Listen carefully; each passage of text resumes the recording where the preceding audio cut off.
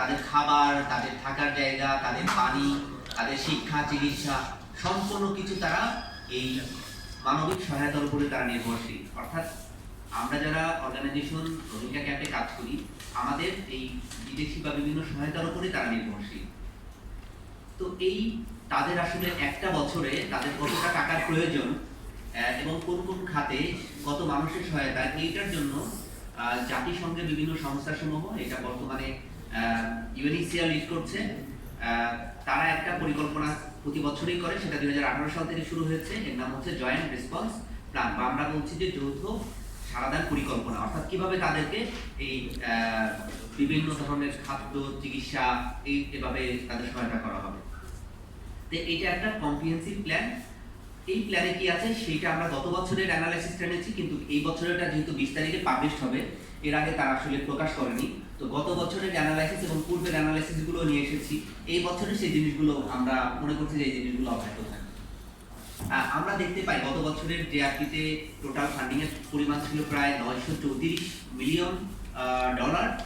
এইটার মধ্যে প্রায় 86%, আমরা যদি বলি 87%, অর্থাৎ 810 মিলিয়ন ফান্ড এটার নেতৃত্বে ছিল জাতিসংঘের বিভিন্ন সংস্থাগুলো, শুধু ইউএন এজেন্সি। এরপর 83 মিলিয়ন ফান্ড এটা ছিল আন্তর্জাতিক বিভিন্ন যে সংস্থা আছে তাদের কাছে। 39 মিলিয়ন এটা ছিল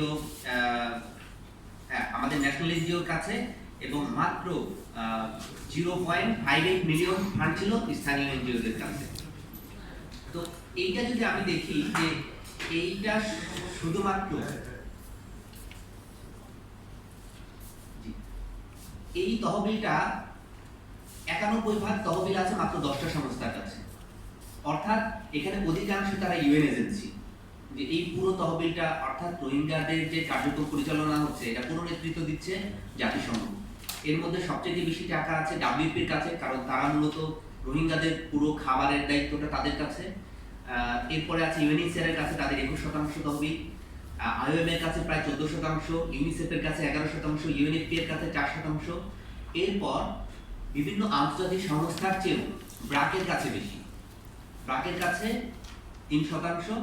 এরপর সেভ দ্য চিলড্রেনের কাছে 2%, এফএওর কাছে 1%, আইআরসি, ডাব্লিউএইচও এদের কাছে 1%। অর্থাৎ 91% তহবিল আছে মাত্র 10টা সংস্থার কাছে, এবং এইটার অধিকাংশই হচ্ছে আন্তর্জাতিক সংস্থাগুলো, ইভেন্ট সংস্থাগুলো।